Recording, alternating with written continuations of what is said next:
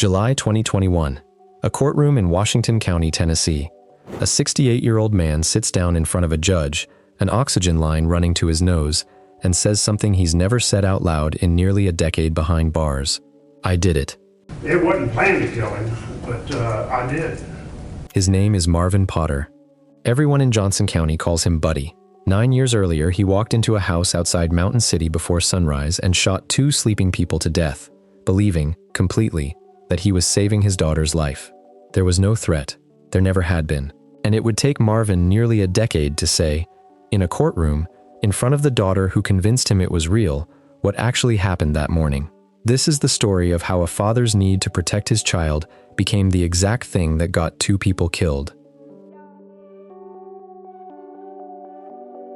Quick pause. If you're watching from Tennessee, drop your city in the comments. And if you're watching from somewhere else, tell me your city and what time it is for you right now. I read all of them. Let's get into it.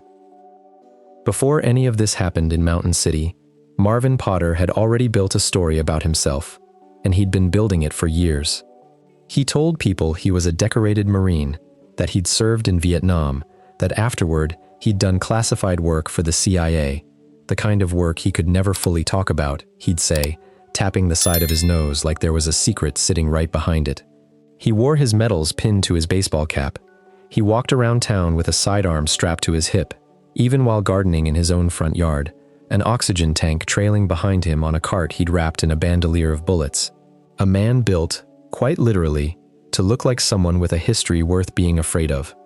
Records checked by researchers looking into stolen valor claims would later raise serious questions about how much of that history was actually true.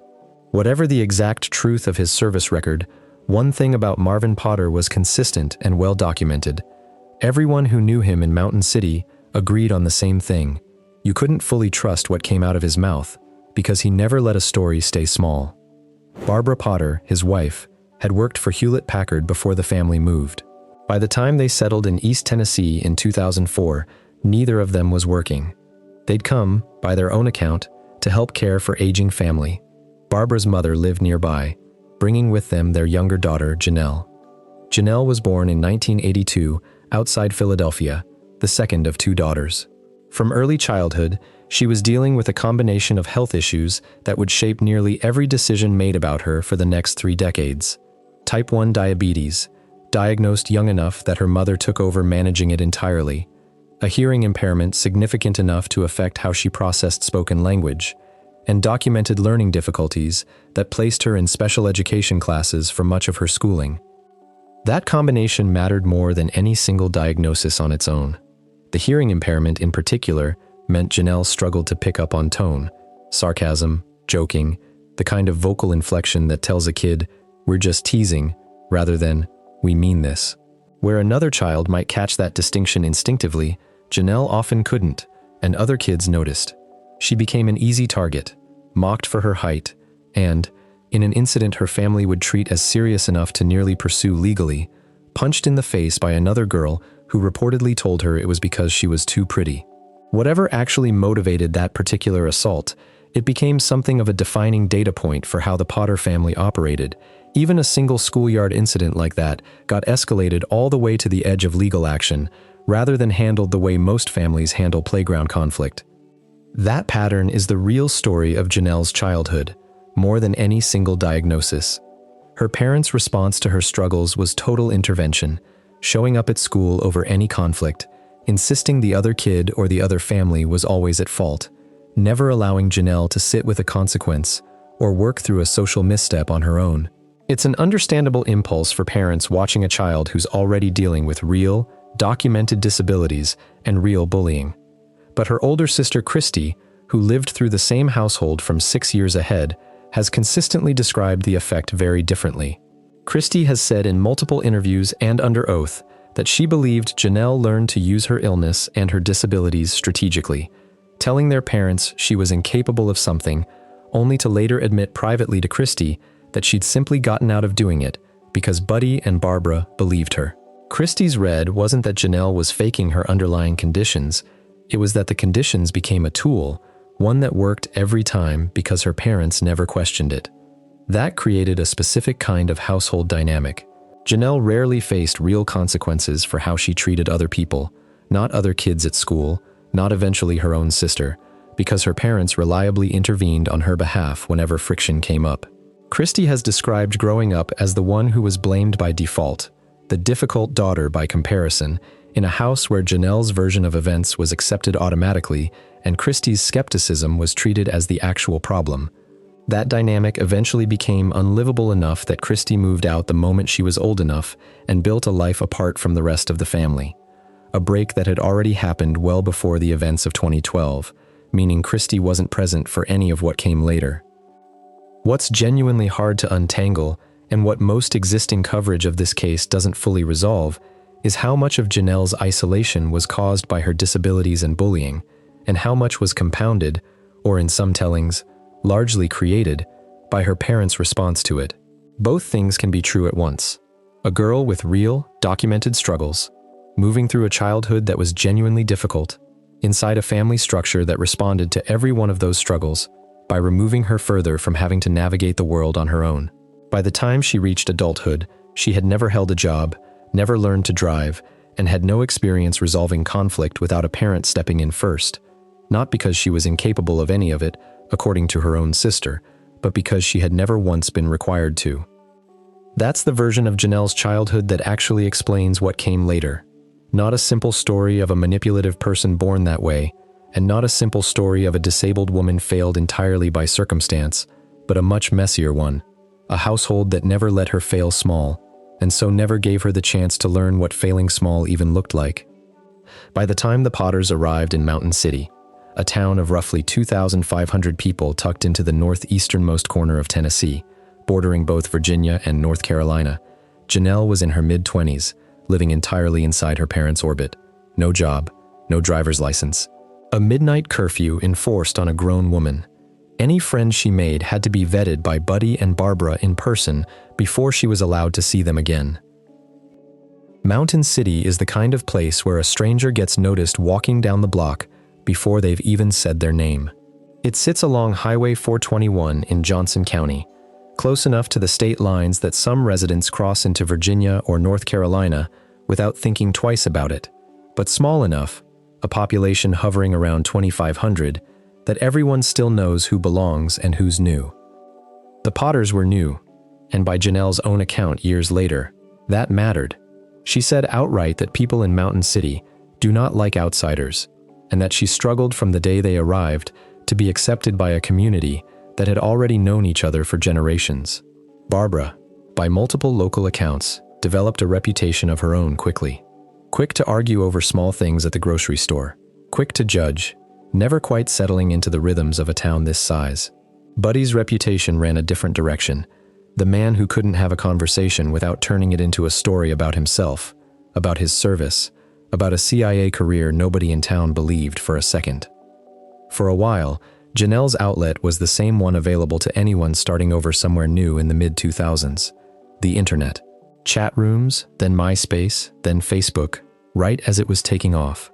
It was the one place Jenelle could build a version of her life that looked the way she wanted it to look.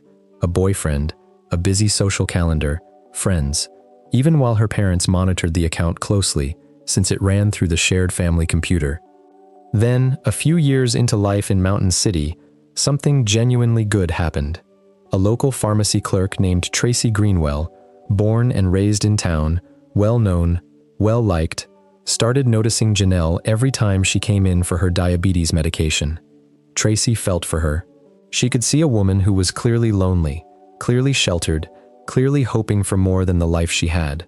So Tracy did something about it. She started inviting Jenelle out, but not before Jenelle asked her parents' permission first, and not before Tracy herself sat through what amounted to an approval interview at the Potter house. She passed. For the first time in her adult life, Jenelle had real friends outside her family. She went rock climbing, she went to the movies, she started showing up at gatherings with Tracy's whole social circle, and it was through that circle that she met Tracy's brother, Billy Payne. Bill Payne was 36, funny, a fixture in Mountain City his whole life, working a local factory job. In his 30s, he'd been working hard to get clean from an opioid addiction he'd struggled with for years, the kind of quiet, deliberate self-improvement that people around him genuinely respected. Jenelle developed feelings for him almost immediately, feelings she made little effort to hide according to people who knew both of them, even though Bill himself showed no romantic interest in her at all, and, by most accounts, barely registered how strong those feelings actually were. Tracy, sensing the mismatch, tried to set Jenelle up with someone else instead. Her cousin, Jamie Curd, a quiet, socially awkward man closer to Jenelle's own temperament. The kind of pairing that made sense on paper. Two people who each struggled with the same things, finding a strange kind of ease in each other. Jenelle and Jamie did click, enough that a real relationship started to form, but Jenelle knew her parents would never approve of her dating anyone, so she and Jamie kept it hidden, meeting under the cover story that Jamie was simply the computer guy, fixing up the family's shared desktop, which conveniently happened to need fixing quite often. He bought her a secret cell phone so the two of them could talk without Barbara or Buddy knowing, and for a while, that arrangement worked exactly the way they needed it to. Meanwhile, in late 2009, Bill Payne met a woman named Billie Jean Hayworth. They fell for each other fast and seriously. Bill, by every account from people who knew him, was trying to build a different kind of life. Sober, settled, ready to be a father in a way he hadn't been ready for anything before. In the fall of 2010, Billie Jean got pregnant. Their son, Tyler, was born in July 2011.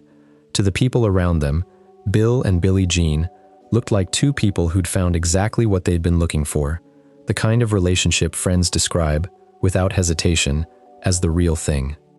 To Jenelle, watching from the edges of that same friend group, it looked like something had been taken from her, something that, by any account outside her own head, had never actually been hers to lose. Not long after Billie Jean's pregnancy became public, something ugly started showing up on Jenelle's Facebook page. Anonymous comments, vicious ones, calling her ugly, telling her she was too pretty to live, threatening to hurt her. Barbara jumped in to defend her daughter online, publicly asking the harassment to stop, pleading with whoever was behind it to leave Jenelle alone. It didn't work. The messages kept coming, and Jenelle told her parents she knew exactly who was behind them. Billie Jean, motivated, in Jenelle's telling, by jealousy over Bill. The harassment didn't stay online. Jenelle began making repeated, unwanted phone calls to Billie Jean and her friends, by some accounts as many as 20 times a day, and at one point, Jenelle and Barbara pulled up next to Billie Jean at a gas pump and confronted her directly while she filled her tank, leaving the young mother shaken enough that a witness offered to call the police on her behalf. Two of Billie Jean's friends, Tara and Lindsay, were harassed badly enough that both filed formal complaints against Jenelle, Tara for an order of protection, Lindsay for harassment, though both cases were ultimately dismissed by the court on technical grounds rather than resolved on their merits. Then came the rock, thrown at the Potter house or found in the yard depending on which account you believe, with names written on it in marker, Bill's, Billie Jean's. To Buddy and Barbara, that rock became the single piece of physical proof they needed. Someone out there wanted their daughter dead, they were now certain of it, and the police weren't doing anything fast enough to stop it. When Barbara brought the rock to law enforcement, officers told her there was nothing actionable they could do with it. They couldn't even confirm whether it had been thrown at the house or simply left in the yard. To a family already convinced their daughter's life was in danger, that response from the police read as one more confirmation that no one else was going to protect Jenelle. They would have to do it themselves. By the time Bill and Billie Jean made the decision to unfriend Jenelle on Facebook, trying, from their side, to simply step away from a drama they hadn't started, the Potter family had already convinced themselves of something much larger and much darker, that Jenelle's life was in real, immediate danger, and that the people responsible were about to make good on it. If you're from this part of East Tennessee, Johnson County, Mountain City, anywhere up in that corner of the state, I want to know if you remember this case breaking locally in 2012.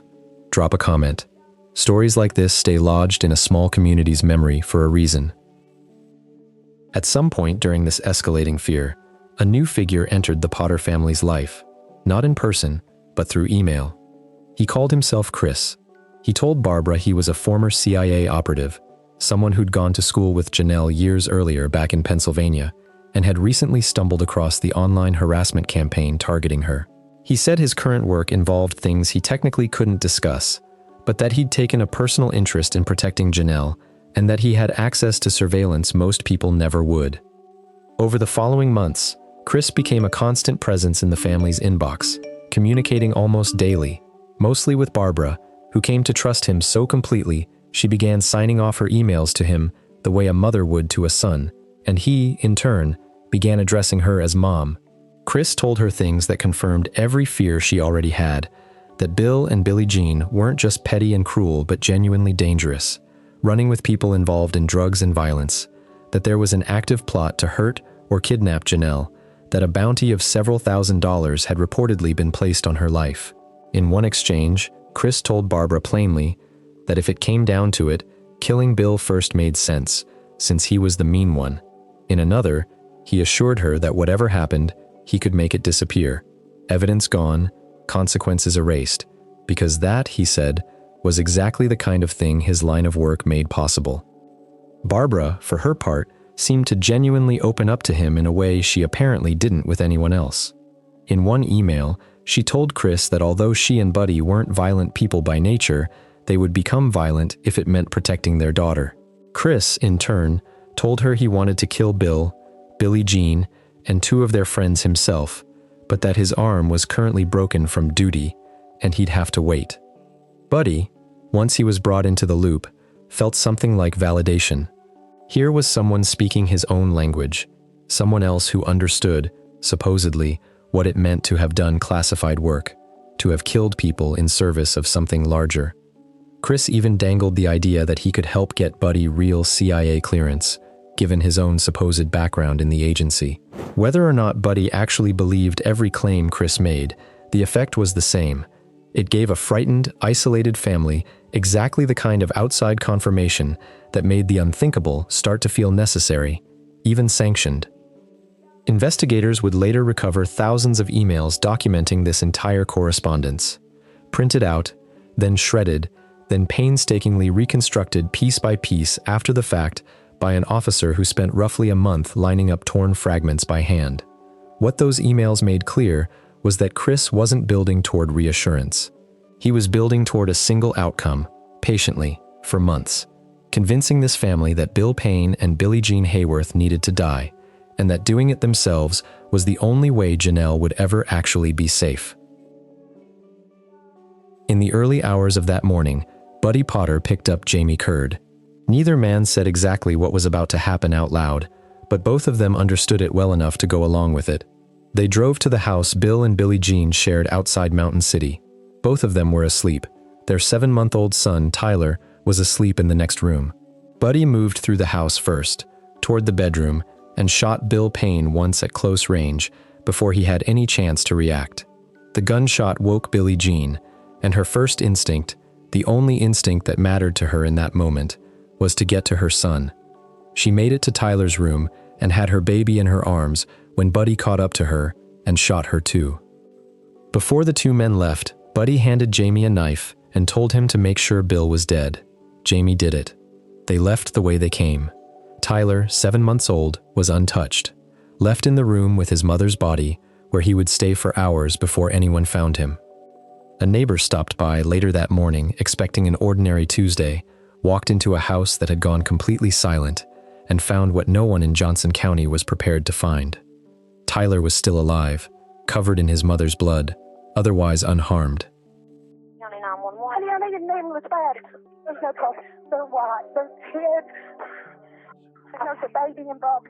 She don't look right. In one room, she's in the other right playpen. It kind of looks like she's tried to get to her baby. Investigators moved fast, because in a town this size, everyone already had a theory. Multiple people brought up the same 3 names almost immediately: Jenelle Potter, her parents, and Jamie Curd, who happened to be Bill Payne's own cousin. Got lost with the Tennessee girl. Okay, nice to meet you. See, what we're doing right now is investigating a double homicide. Very serious matter. Everybody always points a finger at us for something. Oh no, there ain't nobody pointing a finger. Do you know of anybody that would hurt them, want to hurt them? No, actually, I don't. I feel bad about the situation because I didn't want no harm on them. They've been harassing me in my driveway, on our property. And then yesterday morning when I got on Facebook is when I found out. And, I'm sorry it happened, but, that's all I can tell you is they have been harassing the living crap out of me. Why would they be harassing you? It came out to be a jealousy thing. They said I was too pretty. Jamie was the first one brought in. For hours, he denied any involvement, growing visibly more anxious with every question. He agreed to a polygraph and failed it, badly enough that investigators leaned in harder, telling him again and again that whatever loyalty he felt toward Jenelle or her family, it would only help him now to tell them the truth. I think you went in there. I want to take care of this situation. I want to take care of people messing with Jenelle. People ain't gonna mess with my girl no more. She's not my girl. You may say that out loud, but you know in your heart the difference. And then, deep into the interrogation, he said something that stopped the investigators cold. Is the CIA here?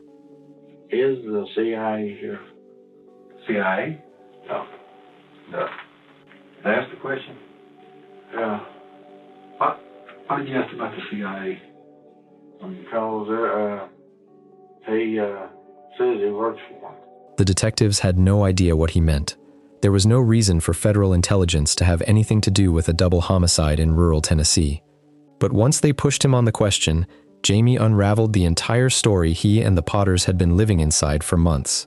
A secret agent named Chris, a supposed threat to Jenelle's life, a promise that violence in her defense would somehow be protected, even sanctioned from above.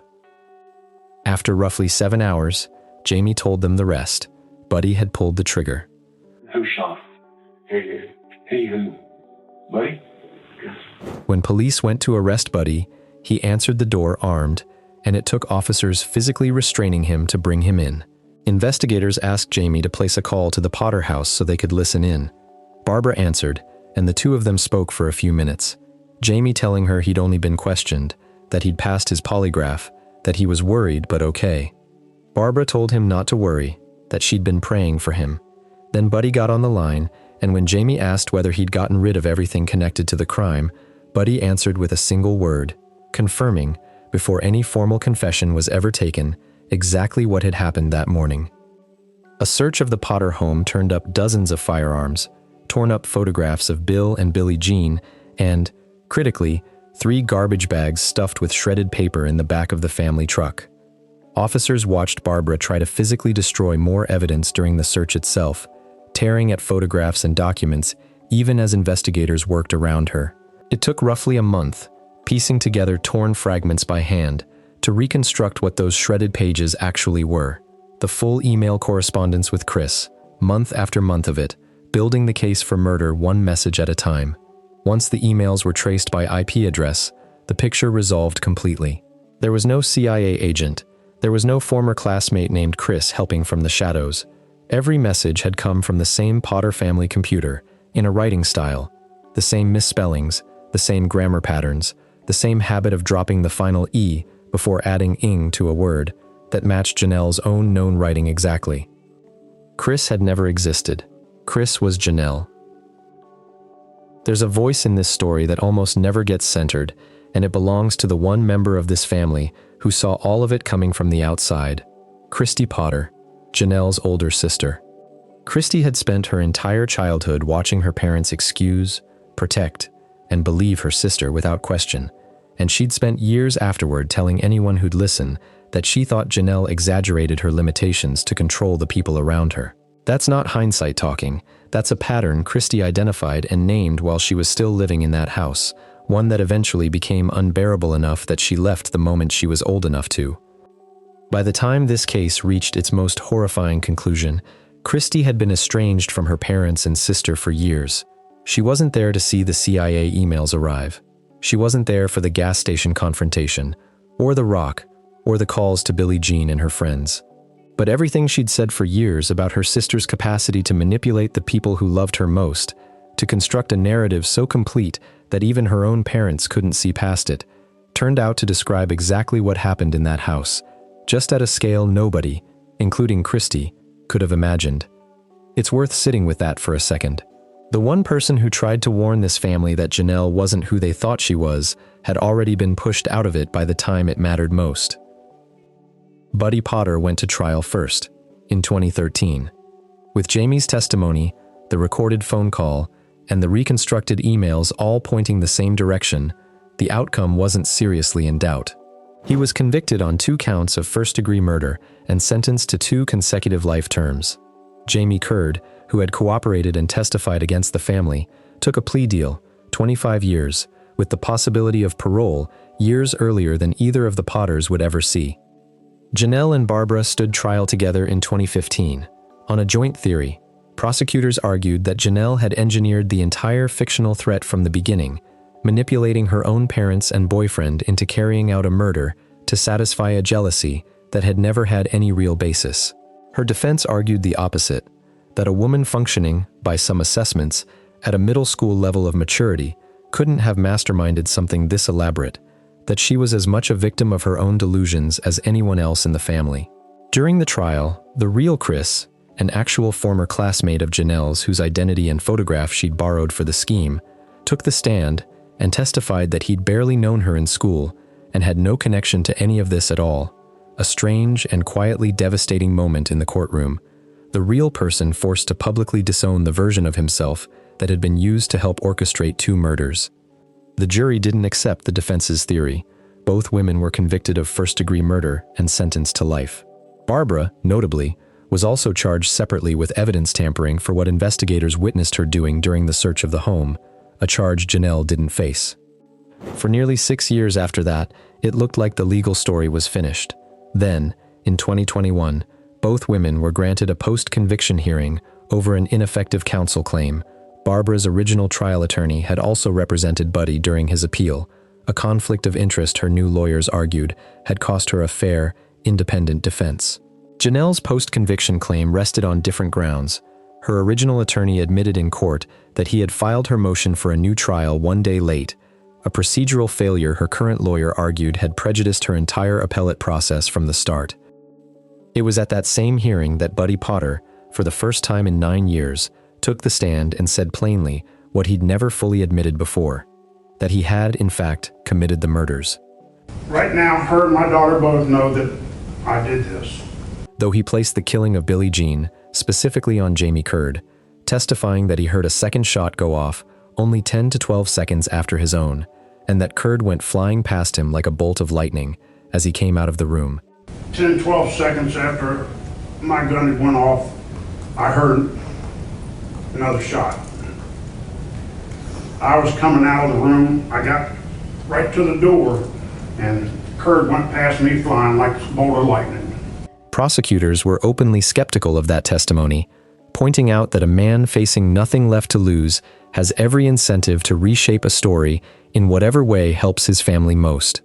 The judge found real merit in the conflict of interest claim specific to Barbara. She was granted a new trial, and rather than go through it, she pleaded guilty that same year to a reduced charge, facilitation of first-degree murder, telling the court under oath, when asked directly whether she was pleading guilty because she was, in fact, guilty, yes. She was sentenced to 25 years, a fraction of the life sentence she'd originally received, and having already served roughly 8 years by that point, became eligible for parole consideration well ahead of either her husband or her daughter. Jenelle's own appeal, argued on the missed deadline claim, was denied. The appellate court affirmed the lower court's ruling in 2022, finding that even accounting for her attorney's late filing, her underlying conviction stood on its own. Her life sentence, like her father's, remains in effect today. There's a version of this case, the version almost every other retelling leans on, that plays like a punchline. A woman invented a fake CIA agent on the family computer, and somehow, impossibly, her own parents and boyfriend believed her enough to kill for it. Say it that way, and it sounds like a story built entirely for shock value, a punchline dressed up as a documentary. But sit with Marvin Potter's arc specifically, and it stops being a punchline. Here was a man who had spent years constructing his own legend, the medals, the classified missions, the identity of someone dangerous enough to be worth fearing, and it was that same hunger to be seen as his daughter's protector that made him the perfect target for the one person who knew him best. Jenelle didn't invent a stranger's trust. She cashed in a trust her own father had spent a lifetime building around himself, using the exact same language of secrecy and heroism he'd used to describe his own life for years. And there's Christy, standing just outside the frame of most retellings of this case, having tried for years to tell anyone who'd listen that her sister was capable of exactly this kind of construction, only to be dismissed, again and again, by the two people who needed to hear it most. It took Marvin 9 years, sitting under oath with an oxygen line still running to his face, to finally say what happened without qualification. 9 years for a father to admit, out loud, that the daughter he killed for had never actually been in danger at all, that the only people who needed protecting from anything were Bill Payne and Billie Jean Hayworth, from him. Tyler Payne, the baby found alive in his mother's arms that morning, is a teenager now, growing up without either of his parents, in the same small Tennessee county where all of this happened, where, in a town of 2,500 people, everyone still knows exactly whose family this was and what it cost. If you learned something from this, hit subscribe. We cover cases like this every week. Drop your thoughts in the comments. No angle, just the story. True Crime Tennessee.